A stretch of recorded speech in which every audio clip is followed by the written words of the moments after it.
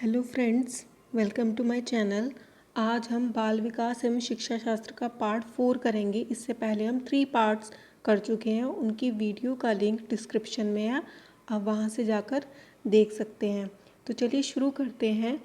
बाल विकास एवं शिक्षा शास्त्र का पार्ट 4 आज का हमारा टॉपिक है। इसमें विकास के सिद्धांत कि विकास के सिद्धांत से क्या तात्पर्य है, विकास के जो सिद्धांत है उनका प्रतिपादन किस आधार पर हुआ।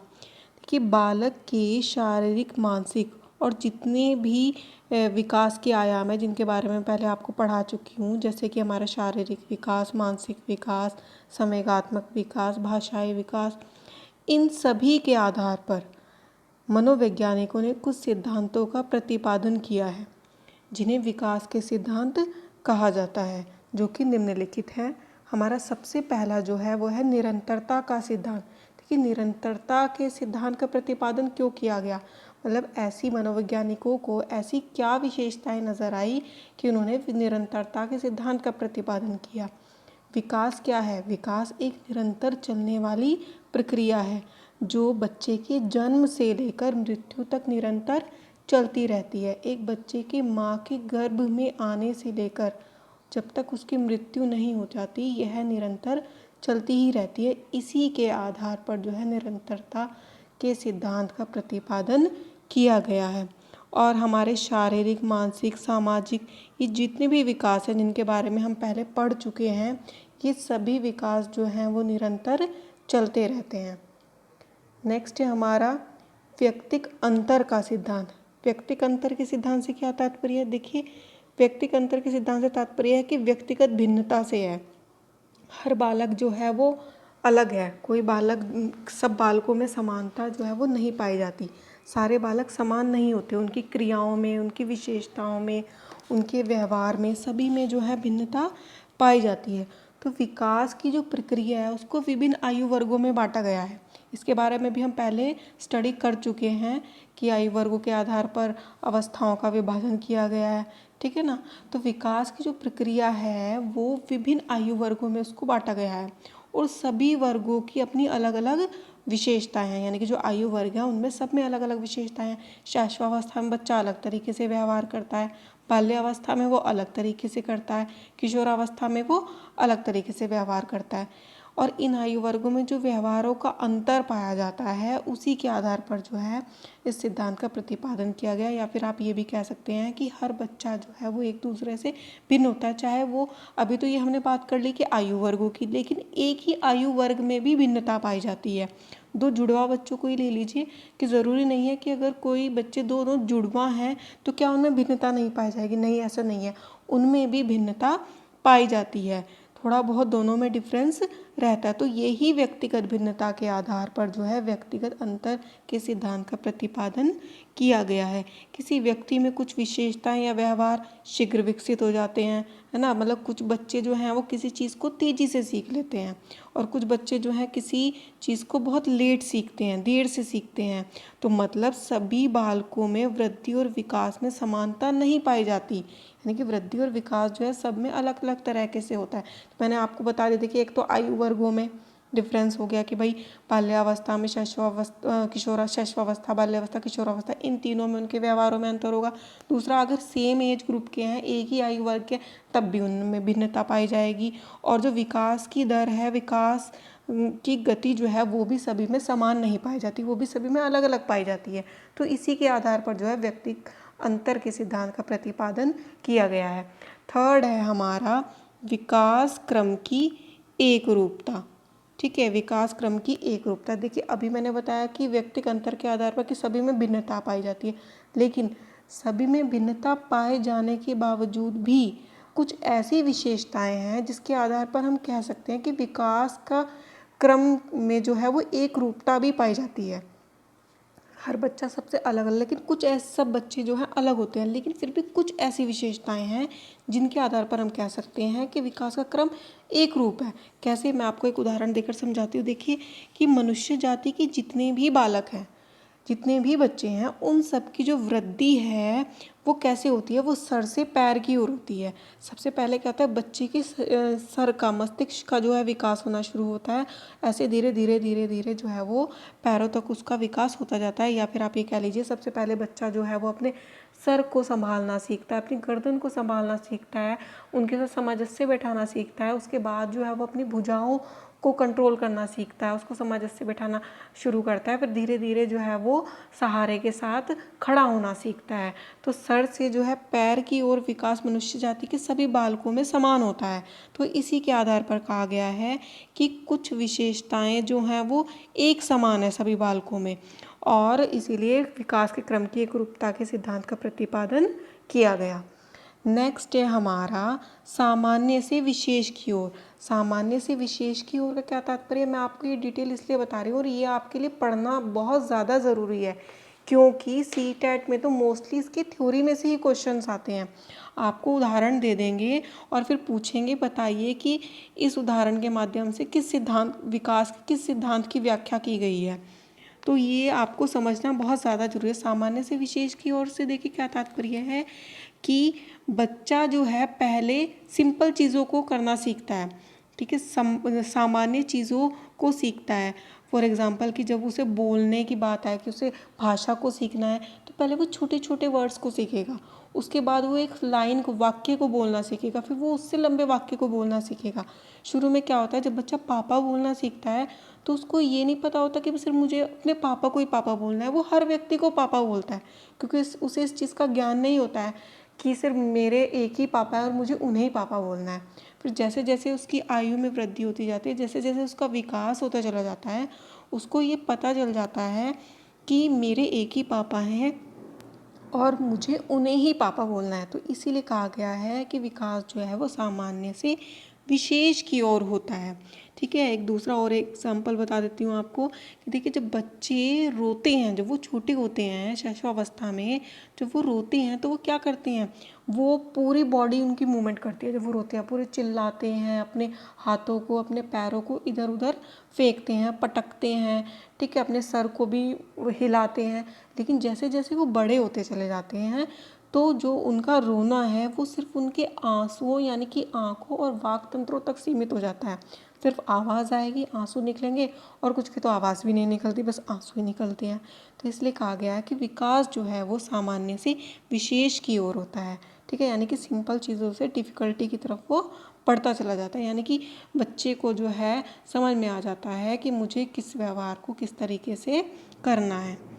फिर अब नेक्स्ट है हमारा परस्पर संबंध का सिद्धांत।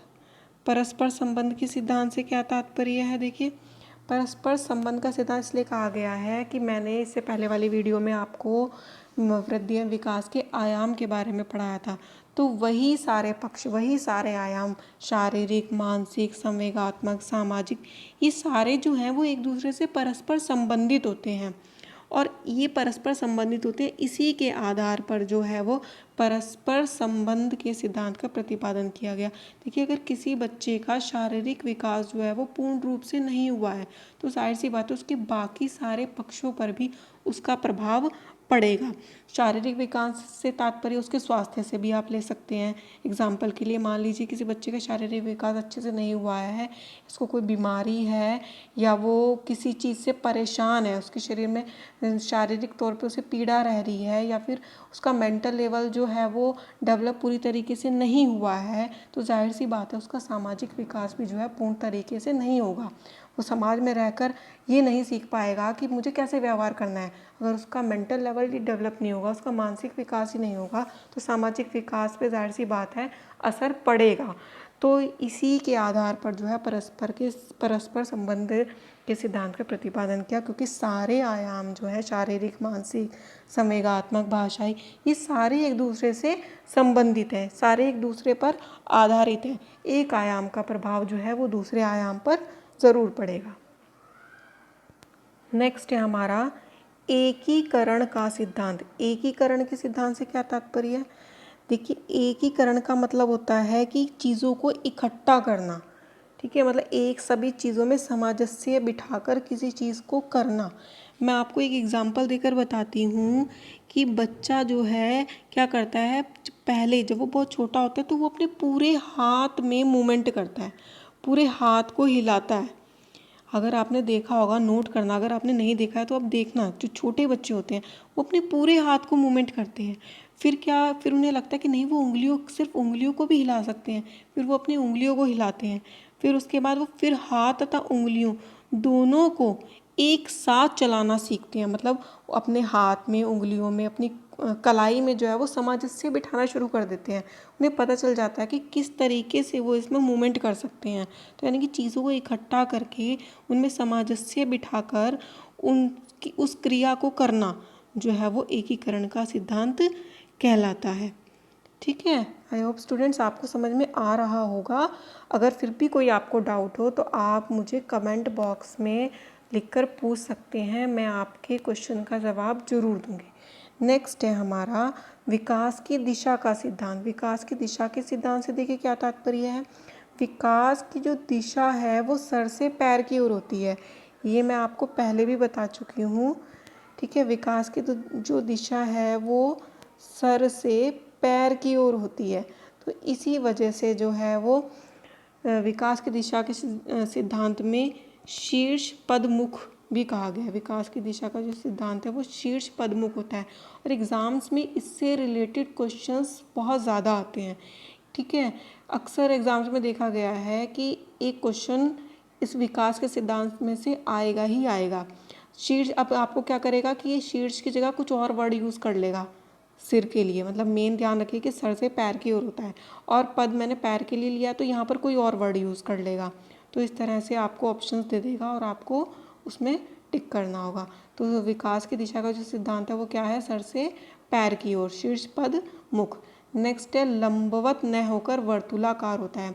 अब लंबवत न होकर वर्तुलाकार का क्या मतलब है, देखिए अगर विकास, ये मैं आपको ग्राफ के थ्रू समझा देती हूँ कि देखिए विकास की गति जो है, मान लीजिए चल रही है, ठीक है, अब ये निरंतर चलती नहीं रहेगी, है ना, चलती रहेगी तो कहाँ पहुँचेगी, तो ये निरंतर नहीं चलती। वैसे तो निरंतर चलती है, लेकिन एक बार जो है ये थोड़ा रुक कर विकास जो है वो अपना स्थायी रूप धारण करता है, मतलब परिपक्व हो जाता है। विकास जो जितना भी डेवलपमेंट हुआ है, वृद्धि विकास हुई है बालक में, वो एक बार रुक कर अपना स्थायी रूप लेगी, ठीक है, परिपक्व होगी। तो इसीलिए सिद्धांत को कहा गया है कि ये लंबवत न होकर वर्तुलाकार होता है। तो मतलब कि जैसे ग्राफ में बढ़ता चला जा रहा है, फिर ये रुकेगा, यहाँ पर परिपक्व होगा, उसके बाद फिर ये आगे बढ़ना शुरू होगा। तो इसलिए सिद्धांत लंबवत न होकर वर्तुलाकार है। जैसे कि मान लीजिए शैशवावस्था में क्या होता है, विकास बहुत तेजी से होता है, ठीक है, विकास की जो गति होती है बहुत तीव्र होती है। लेकिन बाल्यावस्था में आकर विकास होता तो रहता है, लेकिन जो उसकी गति होती है ना वो धीमी हो जाती है। वहाँ पर आकर जो विकास है वो परिपक्वता को धारण करता है, मतलब स्थायी रूप से परिपक्व होता है, फिर बढ़ता है। ऐसे किशोरावस्था में भी विकास बहुत तेज़ी से होता है, शुरू में तेज़ी से होता है, फिर जो है उसकी गति धीमी हो जाती है। तो उसी के आधार पर जो है सिद्धांत का प्रतिपादन किया गया कि विकास जो है वो लंबवत न होकर वर्तुलाकार होता है। नेक्स्ट है हमारा कि विकास जो है बाहरी नियंत्रण से आंतरिक नियंत्रण का सिद्धांत। देखिए बाहरी नियंत्रण से आंतरिक नियंत्रण का सिद्धांत का क्या मतलब है कि बालक जो है जब वो छोटा होता है तो उसे इस चीज़ का ज्ञान नहीं होता कि उसको कैसा व्यवहार करना है, उसमें नैतिक मूल्य जो हैं उनका विकास नहीं हो पाता। तो जो घर के सदस्य हैं, माता पिता है, दूसरे जो सदस्य हैं उस पर नियंत्रण रखते हैं, मतलब उसको कंट्रोल करने की कोशिश करते हैं, उसको समझाते हैं कि आपको मेहमान आएंगे या फिर कहीं हम जाएंगे तो आपको ऐसा व्यवहार नहीं करना है। तो मतलब बाहर से उस पर बाहरी नियंत्रण लगाया जाता है।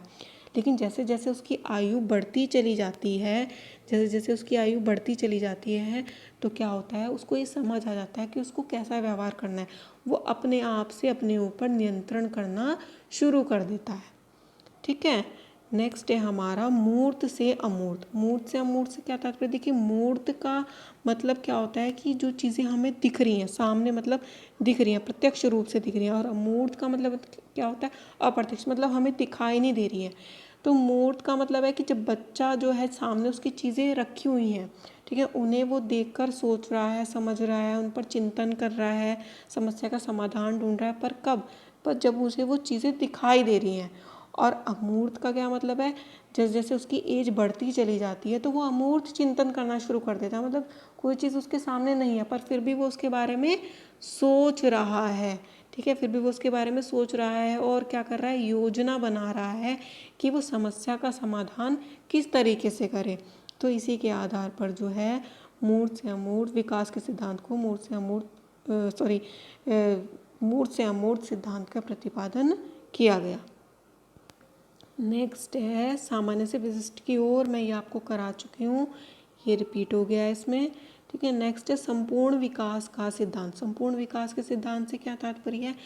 हमारे जितने भी विकास के जो भी आयाम है, शारीरिक, मानसिक, संवेगात्मक, ठीक है, इन सभी का जो है वो धीरे धीरे निरंतर गति से जो है वो धीरे, या फिर जैसे मैंने आपको बताया विकास जो एक बार उसकी गति धीमी हो जाती है फिर वो परिपक्व होता है, तो इस तरीके से सारे आयाम का जो है वो संपूर्ण विकास होता है।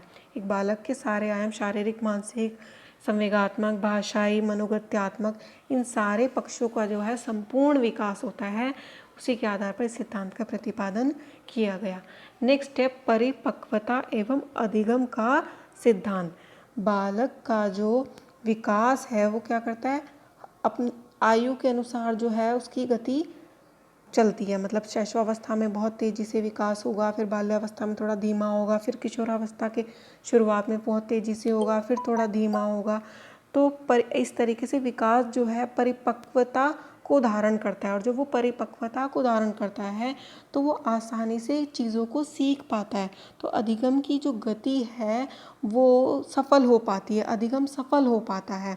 तो परिपक्वता और अधिगम इन दोनों के बीच में संबंध है, क्योंकि बच्चे में जब विकास परिपक्व होगा तभी जो है अधिगम अच्छा हो पाएगा। ठीक है, समझ में आ गया होगा आपको ये, है ना। अगर फिर भी कोई आपको डाउट हो तो आप पूछ सकते हैं मुझसे कमेंट बॉक्स में। नेक्स्ट है आपका विकास की भविष्यवाणी का सिद्धांत। विकास की भविष्यवाणी के सिद्धांत से क्या तात्पर्य है? बालक के लक्षणों, विशेषताओं, उसकी रुचियों, उसकी इच्छाओं, उसकी कल्पना शक्ति, उसके चिंतन करने की विशेषताओं के आधार पर हम कह सकते हैं उसके भविष्य की भविष्यवाणी हम कर सकते हैं कि बच्चा जो है आने वाले समय में उसका विकास कैसा होगा। या फिर आप ये कह सकते हैं, हम ये कह सकते हैं कि बच्चा बड़ा होकर क्या बनेगा। तो उसके लक्षणों को देखकर, विशेषताओं को देखकर, विकास की गति को देखकर जो है हम विकास की भविष्यवाणी कर सकते हैं। नेक्स्ट है वातावरण और वंशानुक्रम के परिणाम का सिद्धांत। देखिए, बालक के विकास पर वातावरण और वंशानुक्रम का बहुत अधिक प्रभाव पड़ता है और ये बहुत ज़्यादा इम्पॉर्टेंट है। इसके ऊपर एक अलग से वीडियो मैं बाद में बनाऊंगी डिटेल में, तब आप इसके बारे में और अच्छे से समझ पाएंगे।